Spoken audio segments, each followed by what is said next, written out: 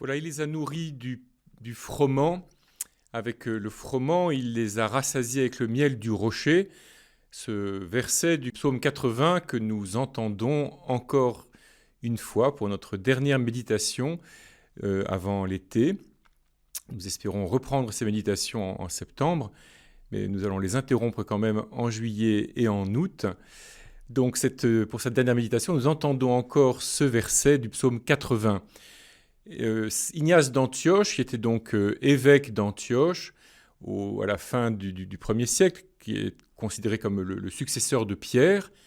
Pierre, avant d'aller à Rome, a été le responsable de la communauté d'Antioche, donc l'évêque d'Antioche. Donc Ignace, les successeurs de Pierre, était emmené à Rome pour être livré aux bêtes dans les jeux du cirque. Et chemin faisant, alors qu'il est emmené, enchaîné, gardé par des soldats, les églises des villes qu'il traverse dans son périple viennent lui rendre visite. Et ensuite, il leur a écrit des lettres pour les remercier de ces visites et les encourager dans la foi. Et il écrit notamment une lettre aux Romains, d'un ton tout à fait différent du ton qu'il emploie dans les lettres aux autres églises, parce que il veut persuader les chrétiens de Rome de le laisser aller jusqu'au martyre, de ne pas user de leur influence éventuelle pour obtenir sa grâce. Et il dit qu'il veut devenir, sous la dent des bêtes, le froment, comme un froment pour le Christ. Donc il renverse en quelque sorte l'image. Dieu nous nourrit de la fleur du froment. C'est ce que nous expérimentons dans l'Eucharistie, où le Christ lui-même, le Seigneur lui-même se fait notre nourriture. Mais Ignace d'Antioche comprend aussi que, en allant jusqu'au bout de son témoignage, eh bien, il devient comme une nourriture pour le Seigneur, pour les autres. Non pas du tout que Dieu ait besoin de notre mort, non pas que la souffrance de ses disciples le réjouisse de quelque manière que ce soit, sinon parce qu'il les associe à son œuvre et il nous permet d'œuvrer avec lui pour le salut de tous les hommes, donc pour dépasser tout l'esclavage des forces de mort, des forces du mal qu'il y a dans notre monde et qu'il y a dans le cœur des hommes. Alors en ce jour, donc le dernier du mois de juin, l'Église célèbre les premiers martyrs de Rome. En fait, il s'agit de fêter collectivement tous ceux qui ont été victimes notamment de la persécution de Néron en 64. Après l'incendie de Rome, l'empereur, soupçonné d'être lui-même l'auteur de l'incendie, il voulait dégager certains quartiers sans doute pour pouvoir étendre sa propre maison, sa villa d'or. L'empereur désigne un bouc émissaire et il ne trouve rien de mieux que de désigner les chrétiens. Donc il les fait arrêter, il les fait mettre à mort dans des conditions atroces, soit livrés aux bêtes, soit utilisés comme torches dans des jardins pour des fêtes nocturnes, etc. Nous avons un récit de ces martyrs dans une lettre dite la lettre de Saint Clément aux Corinthiens. En fait, c'est une lettre que l'Église de Rome écrit à l'église de Corinthe. Je vous en lis un passage. Laissons les exemples de l'Antiquité pour en venir aux athlètes les plus proches de nous. Prenons de nobles exemples dans notre génération. C'est par jalousie et par envie que les colonnes de l'Église les plus hautes et les plus justes ont été persécutées et ont lutté jusqu'à la mort. Regardons les saints apôtres. Pierre, à cause d'une jalousie injuste, a subi de nombreuses souffrances, et non pas une ou deux. Après avoir ainsi rendu son témoignage, il s'en est allé au séjour de gloire qu'il avait mérité. Par suite de la jalousie de la discorde, Paul a montré quel prix est réservé à la constance.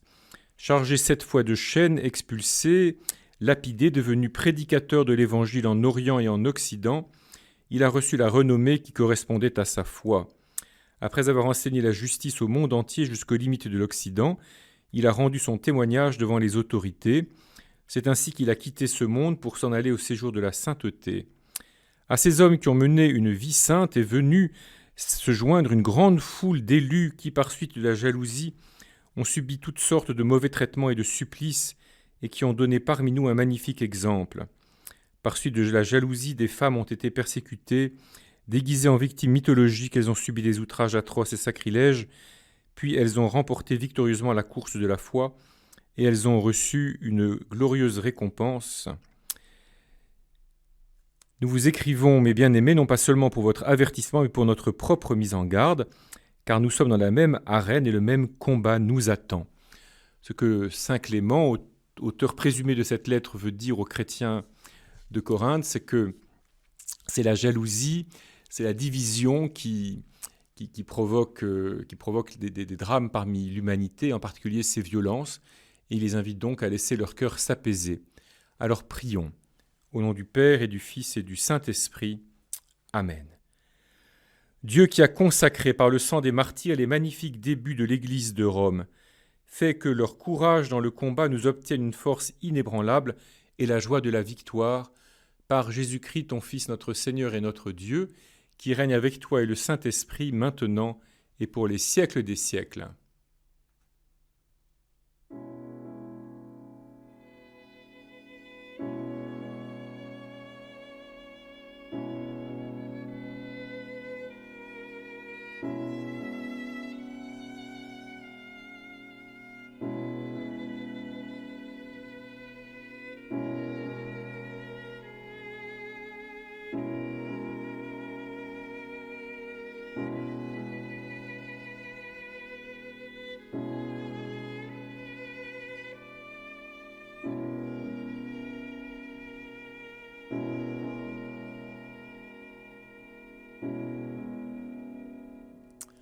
Nous faisons mémoire donc aujourd'hui des premiers martyrs de l'Église de Rome, et en particulier de la foule de ceux qui ont été mis à mort dans des conditions atroces dans la persécution déclenchée par l'empereur Néron après l'incendie de Rome en 64 de notre ère. Pourquoi fêtons-nous les martyrs ? Parce que précisément ils ont été vainqueurs, là où l'empire, la force humaine, la colère des hommes paraissait l'emporter. En fait, par un retournement, comme Dieu sait le faire, c'est eux qui ont été des semences de chrétiens, comme a pu le dire plus tard un certain Tertullien. C'est que ce qui s'est manifesté dans les martyrs, c'est la nouveauté de vie que le Christ Jésus nous ouvre, le fait que notre destinée humaine n'est pas simplement contenue dans les conditions de ce temps, elle ne se limite pas à petit segment de vie que nous pouvons mener sur cette terre et qui est barrée par la mort, de quelque manière qu'elle arrive. Elle n'est pas non plus simplement conditionnée par notre condition sociale. Certains sont esclaves, certains sont libres, certains sont riches, d'autres sont pauvres, certains ont des tas de talents, d'autres en ont moins. Ce n'est pas cela qui détermine la qualité de notre vie, mais beaucoup plus profondément et plus intimement et plus secrètement, notre relation à Dieu et notre capacité à suivre le Christ dans le chemin du renoncement à soi, du décentrement de soi, de l'ouverture de son cœur aux autres. Alors je voudrais vous lire un passage des Actes des Apôtres. Nous l'avons entendu hier dans la fête des saints apôtres Pierre et Paul comme première lecture. C'est au chapitre 12. Donc Pierre a été arrêté sur l'ordre d'Hérode et Hérode allait le faire comparaître. Or Pierre dormait 7000 ans entre deux soldats. Il était attaché avec 2 chaînes et des gardes étaient en faction devant la porte de la prison. Et voici que survint l'ange du Seigneur et une lumière brilla dans la cellule. Il réveilla Pierre en le frappant au côté et dit « Lève-toi vite !» Les chaînes lui tombèrent des mains. Alors l'ange lui dit « Mets ta ceinture et chausse tes sandales », ce que fit Pierre. L'ange ajouta « Enveloppe-toi de ton manteau et suis-moi ». Pierre sortit derrière lui, mais il ne savait pas que tout ce qui arrivait grâce à l'ange était bien réel. Il pensait qu'il avait une vision. Passant devant un premier poste de garde, puis devant un second, ils arrivèrent au portail de fer donnant sur la ville. Celui-ci s'ouvrit tout seul devant eux. Une fois dehors, ils s'engagèrent dans une rue et aussitôt l'ange le quitta. Alors se reprenant, Pierre dit vraiment « Je me rends compte que le Seigneur a envoyé son ange et qu'il m'a arraché aux mains d'Hérode et à tout ce qu'attendait le peuple juif. » S'étant repéré, il se rendit à la maison de Marie, la mère de Jean, surnommée Marc, où se trouvaient rassemblées un certain nombre de personnes qui priaient. Voilà, c'est au chapitre 12 du livre des Actes des Apôtres. Donc vous voyez que saint Luc, l'auteur des Actes, insiste sur le fait que Pierre est noué par 2 chaînes, qu'il y a 2 gardes, et pourtant l'ange va le délivrer et personne ne va se rendre compte de rien. Il y a une magnifique peinture de Raphaël, une fresque dans une des chambres du Vatican que l'on peut visiter quand on visite les musées du Vatican, qui représente cette délivrance miraculeuse de Pierre.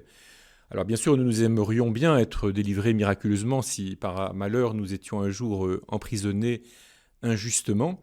Mais en fait, ce qui est important dans cet épisode, c'est de manifester dès le point de départ que le Christ est venu nous donner la liberté intérieure. Une liberté que même la persécution ne peut pas nous retirer, même la mort ne peut pas enlever.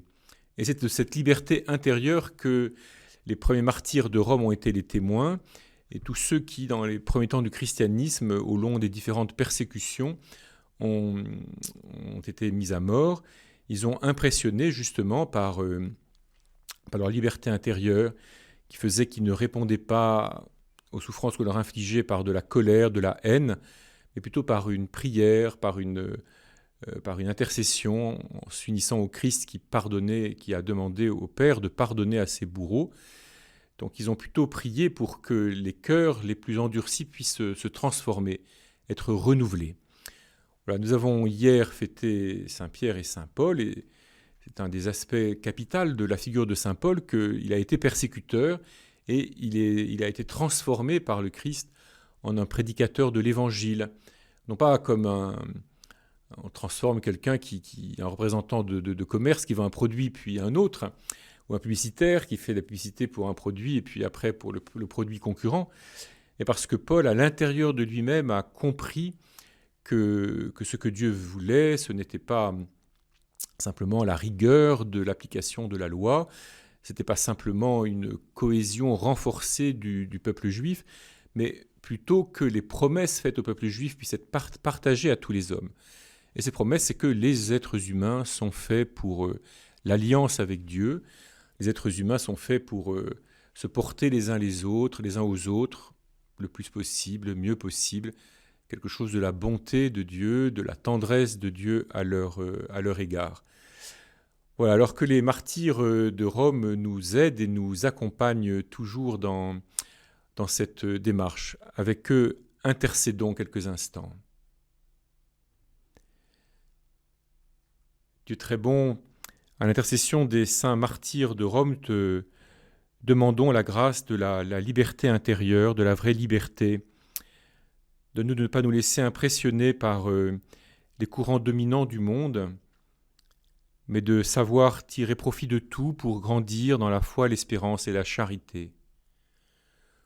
Ô Dieu saint, ô Dieu fort, ô Dieu immortel, prends pitié de nous.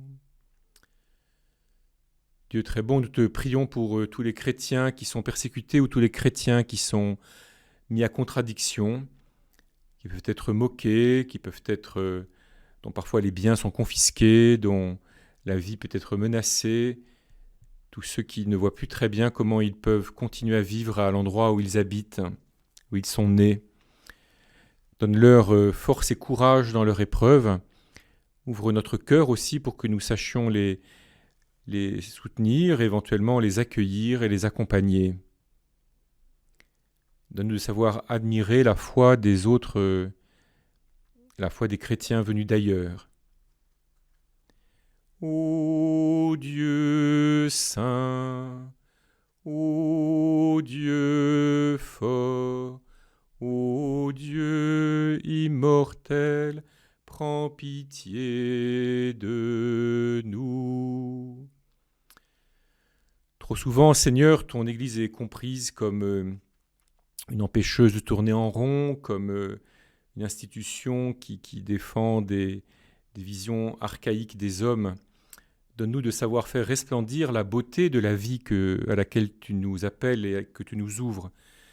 Donne-nous de savoir vivre vraiment notre foi chrétienne comme une source de liberté, de bonté, d'ouverture de cœur, d'élargissement de l'esprit.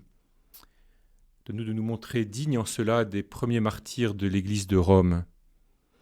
Que leur intercession nous obtienne la grâce d'un cœur libre et courageux et généreux, et d'une parole qui puisse être une semence de vie pour qui puisse grandir dans l'âme de ceux et de celles qui l'entendront.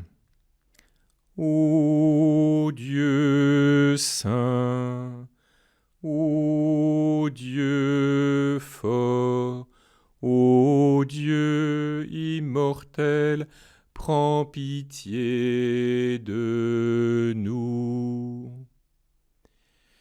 Et portés par l'intercession de tous les saints, fortifiés par tous ces saints martyrs, nous avons l'audace de dire « Notre Père, qui es aux cieux, que ton nom soit sanctifié, que ton règne vienne, que ta volonté soit faite sur la terre comme au ciel. Donne-nous aujourd'hui notre pain de ce jour, pardonne-nous nos offenses comme nous pardonnons aussi à ceux qui nous ont offensés. Et ne nous laisse pas entrer en tentation, mais délivre-nous du mal, car c'est à toi qu'appartiennent le règne, la puissance et la gloire pour les siècles des siècles. Amen. Et fort aussi de l'intercession des martyrs, nous confions une dernière fois en ce mois de juin notre diocèse à Notre-Dame de Neuvisi. Notre-Dame de Neuvisi, Notre-Dame du Bel Amour, notre diocèse se confie à toi en cette étape nouvelle de son histoire. Obtiens-nous la grâce de suivre Jésus, non par habitude, mais par l'écoute active de sa parole, et en nous rendant attentifs à sa venue, en nous laissant conduire par lui là où nous n'avons pas prévu d'aller. Soutiens-nous, encourage-nous pour que nous progressions toujours dans l'amour, en sachant nous faire le prochain de nos proches, de nos voisins et de ceux et celles dont nous croisons la route. Notre-Dame de Neuvisi, Notre-Dame du Bel Amour, Notre-Dame du Bon Conseil, nous te présentons tous les habitants de notre région. Veille sur eux tous et sur chacun d'eux, prépare en eux les voies secrètes par lesquelles ils pourront découvrir ton Fils Jésus. Que l'Esprit Saint travaille en chacun pour les conduire vers la lumière du Sauveur et l'espérance éternelle. Ici, ô Marie, ô Notre-Dame, nous te consacrons notre diocèse. Notre-Dame du Bel Amour, Notre-Dame du Bon Conseil, Notre-Dame de Neuvisi, garde-nous unis à ton cœur immaculé. Demande avec nous pour notre diocèse, ô notre Mère, les vocations de prêtres, de diacres, de religieux et religieuses, de consacrés et consacrées, et tous les ouvriers nécessaires pour la moisson. Ensemble, nous te disons, je vous salue Marie, pleine de grâce, le Seigneur est avec vous. Vous êtes bénie entre toutes les femmes, et Jésus, le fruit de vos entrailles, est béni. Sainte Marie, Mère de Dieu, priez pour nous pauvres pécheurs, maintenant et à l'heure de notre mort. Amen. Saint martyr de l'Église de Rome, priez pour nous. Saint Pierre et Saint Paul, priez pour nous. Saint Remi, Saint Sixte, Saint Sinice, Saint Nicaise, priez pour nous. Voilà, frères et sœurs, je voudrais vous remercier, vous tous qui, d'une façon ou d'une autre, vous êtes joints à ces méditations tout au long de ces semaines et finalement de ces mois. Nous avions commencé au tout début du confinement, un peu en improvisant, en sentant que la vie allait être un peu différente de ce que nous avions prévu. Nous étions en plein carême, il était important de nous soutenir dans le temps du carême, puisque les rassemblements habituels de cette période n'étaient plus possibles. Nous voulions aussi pouvoir vivre ensemble les grands moments liturgiques du carême, de la semaine sainte, et de la semaine de Pâques, et puis après du temps pascal. Et finalement, le temps s'est prolongé. Et même si nous sommes en déconfinement, nous gardons toujours des précautions. Nous avons été heureux, je crois vraiment, de nous retrouver tous les soirs d'une façon ou d'une autre pour prier, pour méditer à ce moment-là.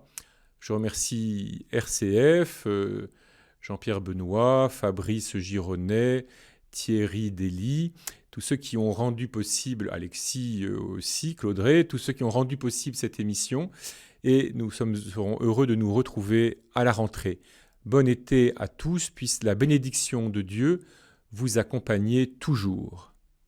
Et nous chantons encore avec les vieillards de l'Apocalypse.